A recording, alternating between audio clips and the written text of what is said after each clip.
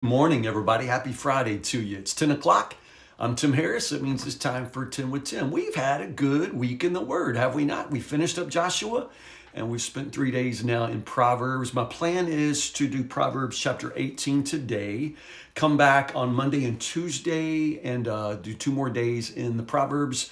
Then we'll take Thanksgiving off, come back the following Monday and start Hebrews. How's that sound? So for today, Proverbs chapter 18. Did you read it? Did you like it? What's your favorite verse in Proverbs 18? Put it in the comments today and let's share favorite Proverbs from chapter 18 today. I notice, for me reading through today, I notice how many of these Proverbs have to do with words, have to do with speech. And those are kind of the ones I'm just going to kind of walk through with you. Verse 2, fools have no interest in understanding. They only want to air their own opinions. Wow, isn't that the truest thing ever? There are several of these proverbs that have to do with listening, the importance of listening, and how foolish it is for us when we only speak and don't listen. So fools have no interest in understanding. They just want to voice their own opinions. I forget the Hebrew there. It's something like they just want to disclose their own heart. In other words, they just want to talk about what's in them, and obviously they're fools. There's not that much in them. There's not that much in any of us. We're so much better off to listen and listen to others. Verse 4, wise words are like deep waters. Wisdom flows from the wise like a bubbling brook. Deep waters. Deep waters, suggest just that seriousness, that depth that comes from people who are wise. You ever just, people who are shallow, they don't ask questions of importance. They don't want to have conversations that even lead to wisdom. It's the picture here of the wise whose words, come like, from a place of depth and a place of real importance. We need more people like that in our lives, do we not? And other people need us to speak more from the depths of our hearts and not just off the top of our heads, not just airing our own opinions, but trying to share something of the wisdom that we've learned by walking with the Lord. Verse 6, fools' words get them into constant quarrels. They're asking for a beating. Okay, I don't advocate, actually hitting people, but it's just, Proverbs are funny, and this is one of those just like, man, you ever just had that person, like every time they open their mouth, you just kind of want to, put your fist in it? I mean, you know what I mean? It's just like, man, they're asking for somebody to bust them in the mouth. Why are they always talking? Fools' words get them into constant quarrels. You ever been around that person without a filter and they just say stuff and make people mad all the time? It's just like they're just asking for somebody, to shut them up for good. And this is what the proverb is saying. There are just foolish people who just say things that, that just sort of, turn everybody off, get everybody mad. And man, they are asking for it. Again, nobody's saying that it's good to be the one that gives it to them, but they got it coming, And then it just keeps on going. Verse 7 is related. I think 6 and 7 kind of go together. The mouths of fools are their ruin. They trap themselves with their mouths, with their lips, It's funny because you read this and think, oh, those fools, man, all those fools out there putting their foot in their mouth. But, every one of these proverbs that talk about the fool talks about me on some days. I got some fool in me, and if you don't believe me, just wait until I open my mouth and the fool comes out. That's sort of how it works. Verse 8, rumors are dainty morsels. The word there is gossip. Gossip is a dainty morsel that sinks deep into one's heart. It's just that idea that gossip is delicious. Now, there's several verses about gossip, and we've already read them. I don't know that we've talked about them as much. Yesterday in chapter 17, verse 4, where it says, wrongdoers eagerly listen to gossip. Liars pay close attention to slander. It's just that wise condemnation of people who listen to gossip. We often think, well, I wasn't the one saying it. She was talking to me. Well, the scripture has a condemnation for the people who listen to gossip. You and I don't gossip. And we can't listen to gossip. But the problem is gossip is delicious. It is delicious. And that's what verse 8 is saying. It's a dainty morsel, man. It is just, it's a piece of chocolate, man. It is so sweet and it melts in your mouth. It goes down deep, but it's so destructive. Oh my goodness. Have you ever been the one that people were talking about when you weren't around? It hurts so bad. Have you ever found out that there were friends, or somebody that's supposed to love you, and they were talking about you or sharing things that make you look, ridiculous in a negative light? And it's just so painful. Why do we do that to each other?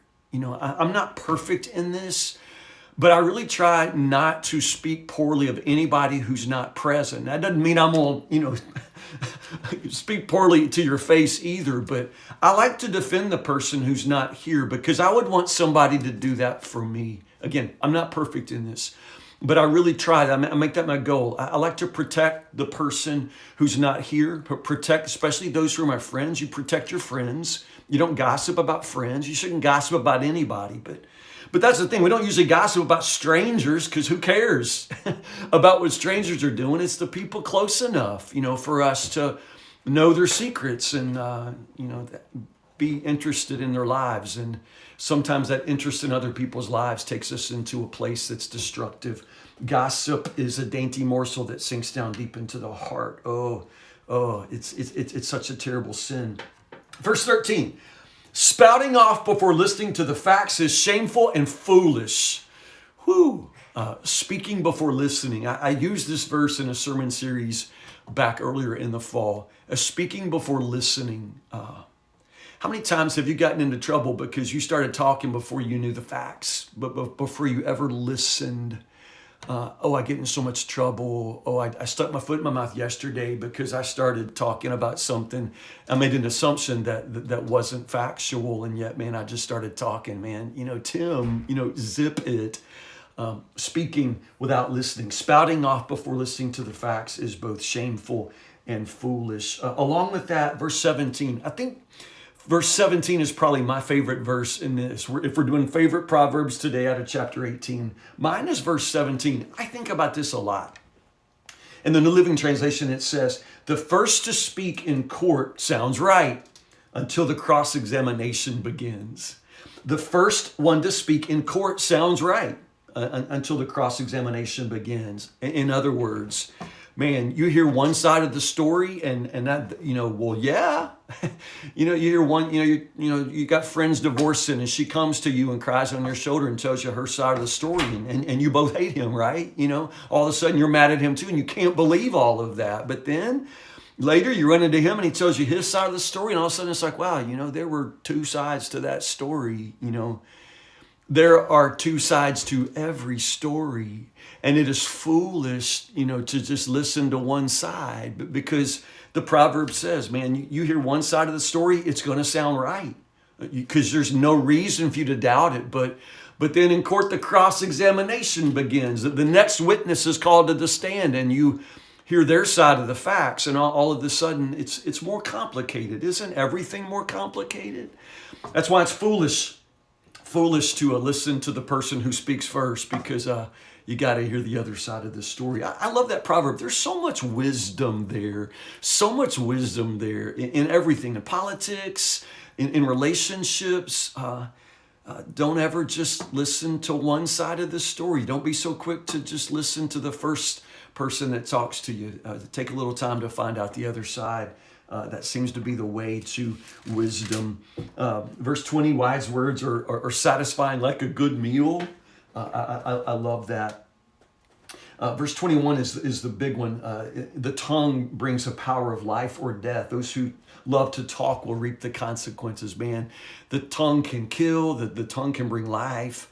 And man, once you start running your mouth, there will be consequences. You are either going to speak life or speak death into people. And you got to think about the effect of your words on others. I love verse 22. The man who finds a wife finds a treasure and he receives favor from the Lord. I love both sides of that. I know we're talking about marriage, but I'm coming back to the tongue. He who finds a wife finds a treasure. I like the fact that the verse starts out with sort of the responsibility on the guy. Like, you got to find her. You got to find her, and you got to know a treasure when you see one. That's the problem. A lot of dumb guys, they don't know a good girl when they see one, and then they wonder why they can't find a good girl. You don't know. You got to find the girl that you see as a treasure, and then notice, then you receive favor from the Lord. So there's a little bit of responsibility, dude, to get out there and find her and know the treasure when you see her. But then this goes back to verse 21. The tongue has the power of life or death. How many good women have I seen absolutely destroyed by a man who cannot control his tongue? In his anger, he cuts her down. He wouldn't kill her, but he speaks words of death. He kills her soul. He crushes her soul with his words. Same thing with the wives. You got a good man. Man, he's getting, kicked in the stomach every single day out there in the world, and then he comes home and has to, take it from you too. It really matters how you talk to people, and especially the people who have to hear you talk day and night. The tongue can bring death, and the tongue can bring life. I love verse 24. There are friends who destroy each other. It's a really hard verse to compare translations here, and you'll see it's a really hard verse to translate. I think that the Hebrew there, the real sense of it is there are friends who want to associate. I think this verse is about gradations of friendship. So there are people who want to associate. In other words, it's kind of a hello and goodbye relationship. They don't want anything more than that. I think in sociology we call these loose ties. Loose ties. Like the strong ties are friends and family that are in your inner circle. You share intimate things. But those loose ties are just, the lady that, checks me out at IGA at the cash register. The people I see every single day, coming and going from Starbucks, or the people you work with. Those loose ties. So there are gradations to friendship, but there's an emphasis here on that friend who sticks closer than family. Some of you aren't that close to your family, but you've got, found family, chosen family. You got friends or a friend who is closer to you than any sister's ever been, closer than any brother's ever been. And I think that's what the proverb is saying, man. There are friends out there. You got friends on Facebook, y'all, but there's another kind of friend, and they're going to stick close. And if you have one of those, man, treat them right. Be good to them. A good friend is rare. I love you guys. That's it. That's the end of a good week in the Word. I will see you Monday morning, and we will, I've been saying we just stick with the month, the day of the month, but I've already messed up because I'm planning on doing Proverbs 19. Can we just keep going? Because I'm skipping 2 days, but not skipping 2 Proverbs, because that'll get really weird later. So let's just do Proverbs chapter 19. Pick up right here on Monday. Proverbs chapter 19. We'll do chapter 20 on Tuesday, and then we'll take a break for Thanksgiving. Okay, listen, have a good weekend, a good Friday. I love you guys so much. Thank you for meeting me in the Word every day. I'll see you Monday morning, Lord willing, for 10 with